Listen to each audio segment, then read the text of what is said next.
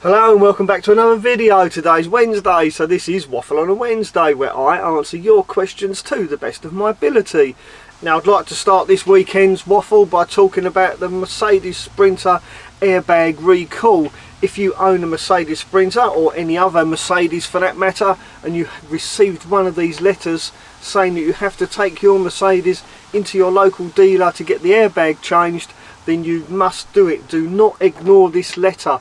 If you do choose to ignore this letter, you could potentially be breaking the law, because you will be driving an unsafe vehicle. I have my Mercedes Sprinter booked in for the 20th of October at 8 AM. Guess where I'll be sleeping on the 19th of October. But like I was saying, if you have received one of these letters, it is very important that you act on it and get your airbag changed. Because according to this letter, the airbag is very unstable and the propellant has become quite explosive, and nobody wants to sit behind a bomb now, do they? So there you go, take action. Now, talking about Mercedes Sprinters and vans in general, that brings us on to our first question, and this comes from I'm Just Greg. And I'm Just Greg says, "Hi Mel, I've got an LDV Maxus to build. I remember you owning one.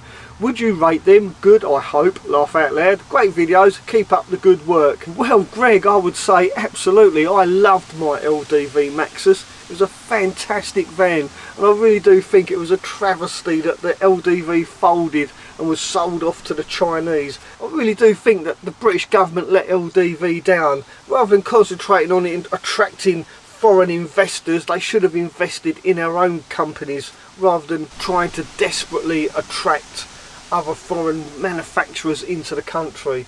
Why didn't they get behind LDV? Because that was a fantastic van. And as a little side note, it just so happens that you can still buy LDV Maxuses, although they've rebranded them to an LDV V80. Apparently they're quite popular in Australia. But anyway, getting back to your question, would I rate an old LDV Maxus? Absolutely. My old LDV was completely rust free. I was quite shocked how clean it was underneath when I took it for its first MOT. And as for the engine, well, it was like brand new. Even though it had done over 80,000 miles, there was no oil leaks, there was no water leaks or anything like that. The engine was absolutely spotless. And I absolutely loved all the little quirky things about that LDV Maxus that I had, especially when it came to servicing it, like the gear lever, for instance. Now, to set the gear linkage on an LDV Maxus, you set the gear lever by putting a temp peg through a hole, locking the gear lever into place, and then you can set all the linkages up. I mean, who'd have thought it, using a temp peg to set your gear linkage. And also, when you're changing the cam belt on an LDV Maxus, you need a special timing kit. And in that kit, you've got these two plugs that go in the side of the camshafts at the top of the engine to hold the cams in place whilst you change the timing belt. Really simple to do. The only problems I had with my LDV Maxus was the central locking was a bit temperamental, and the fan, the demister fan, the contacts in that fan wore low and it overheated and they melted. But it was really simple to change the fan housing and the motor. It all just come out in one go. But because there's so many of them in breakers yards, it wasn't a problem to find a new fan for it. But I will offer you a word of caution. If ever your battery goes flat and you're tempted to jump start it using another van, just make sure you switch the engine off on the other van before you try and start your van, because if you don't, the surge of power will affect your speedo reading and your mileometer will flip out and go forward by about 1,000,000 miles or so. So just bear that in mind if ever you get a flat battery. Try not to jump start it with the other vehicle's engine running. But with all that said, I really did like my LDV Maxus, especially the clocks in the centre of the dashboard and the fact that there's no quarter light window, so when you open your window you can hang your arm out of the window and drive your LDV Maxus with a certain amount of pride, knowing that you're driving the best of British. Good luck with your van build, and thanks for the great question and the happy memories. Now Linda Hurley asks, Maybe I missed it, but it appears your cabinets went from blue to white and then grey. It looks good. Too much blue before, even though it's my favourite colour. Why did you decide to repaint Mary's insides? Well, Linda, I repainted the inside of Mary because she was looking a little bit tatty, and I was off to the Overlander show, and I knew that people would want to come and look inside my van, and I felt a little bit embarrassed to let people see inside my van when it was looking that tatty. That's why I gave Mary a quick touch up. Although I did actually keep the colour exactly the same. Maybe it was the settings on my camera that made it look white and grey, I don't know. But I can assure you it's definitely still blue and blue. But anyway, that aside, I had a fantastic time at the Overlander show. I've got a video coming up this weekend all about the Overlander show, and also in that video I'd give everyone the chance to win a GoPro Hero 11. So make sure you watch this weekend's video if you want to win a GoPro Hero 11. That's all I'm saying about that. You'll have to watch the video to find out more details. Thanks for the great question, Linda, and good luck. Hi Mel, you seem to spend a lot of time in Cornwall. Would you consider moving to Cornwall for van life? And that comes from Test. Well, Test, what is there not to like about Cornwall? I absolutely love spending time in Cornwall. The beaches are fantastic. The crystal clear water is perfect for scuba diving and swimming. And as you know, I love nothing more than to go treasure hunting. So Cornwall, for me, it has it all. Now, even though Cornwall is an absolute mecca for van lifers, unfortunately we aren't that welcome there. For instance, last time I visited Little Fistral, I actually got a parking ticket, and I spoke about getting that parking ticket at the beginning of the video, but I didn't end the video talking about that parking ticket because I wasn't quite sure if it was actually a genuine parking ticket. And here it is, and it is a little bit suspicious. I shall read this out. It says, this communication is a legal document, Criminal Justice and Public Order Act, direction to leave the land. All the occupiers of vehicles placed on or around the land comprising of the Town Headland car park marked on in the red attached map.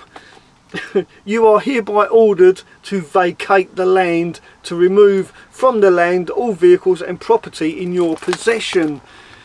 Pretty stern words, right?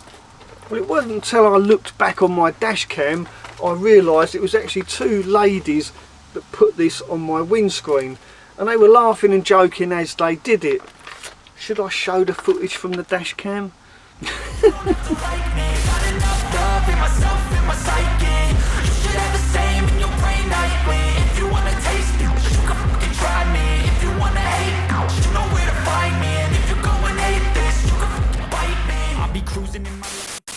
But even though this parking ticket is fake, it still makes you feel a little bit unwelcome, and I don't really want to go somewhere that I'm not welcome to be. And I think that brings us on nicely to this week's Troll of the Week, who is also from Cornwall. Troll of the Week. So congratulations to Gordon Cumstock, who left this comment on the video that I made last week whilst out treasure hunting and getting fake parking tickets. And Gordon goes on to say, hand the rings in. They are not yours and have been lost. What you are doing is theft. Please take your motor home, go home and leave Cornwall in peace. Please, in capital letters. You see what I mean? Some people in Cornwall just simply aren't my biggest fans. Now, I'd like to thank Captain Coxboy for coming to my rescue and defending me by saying the detective Mel is doing is a legal activity. It's a hobby. I'm not clear on handing small fines into authorities. However, your rude comment about leaving Cornwall in peace is rather disconcerting. There would be no tourism without tourists. Many businesses would have to have no income. I think you are deaf in the running for Troll of the Week, if the comment was just intended for Mel himself. Well, Captain Coxboy, thank you once again for coming to my defence. I really appreciate that. But Gordon didn't leave it just there. He really wanted his voice to be heard, and heard it shall be. Because Gordon saw it fit to also leave a comment on this question left by Glenn Riley. How do you stand finding stuff legally? I mean, if you dropped your wallet and I picked it up, is it mine? Thanks. And Gordon replied to this comment by saying, good question, no, legally it's not yours, it should be handed in to the police and will only become yours after 6 months, if not claimed by the owner. What is actually happening in this video is theft. There you go, Gordon. That's a little bit strong to say that I am a thief and a criminal when all I'm doing is cleaning the beach of all its rubbish, and occasionally I find a few coins and a few fake rings. But just for your peace of mind, I can assure you that all the jewellery that I do find is kept here in my van. And if the rightful owner came by one of my videos and got in touch with me, it would be my absolute pleasure to hand these jewellery back to its rightful owner. I mean, think of the content for my channel. How amazing would it be if someone got in touch with me and said, hey Mel, that ring you found belonged to me. I'd be more than happy to return this jewellery back to its rightful owner. So please rest assured, Gordon, what I'm doing is not theft. It is simply a hobby, and I make videos about that hobby. And if I was to find anybody's wallet, you can rest assured I would hand that in to the authorities. After I've made a video about it, of course. But on a lighter note, Pete Morning says, fair play Mel, doing your detectoring with an audience that size and only getting 30p and a Woolworth special. Thank you Pete, that's about the size of it. Hi Mel, do you need permission to metal detect on the beaches or fields where you go? And that comes from Ray Peerless. Well Ray, if you go onto the Cornwall Council website, there's a whole list of beaches where you can legally metal detect. So if you are thinking about going detecting in Cornwall, then check out the Cornwall Council website. Everything you need to know is right there. Now of course there is also the positive side of metal detecting on the beach, and Angela Dawn puts it quite simply by saying, thanks for cleaning up the beaches. Well, thank you Angela, you're absolutely welcome. Now if you've got a question or a comment for me, then please do leave it in the comment section of this video. And don't forget, if you've got a question for me, start that question with hashtag WaffleOnWednesday. That way it makes it a lot easier for me to find your questions.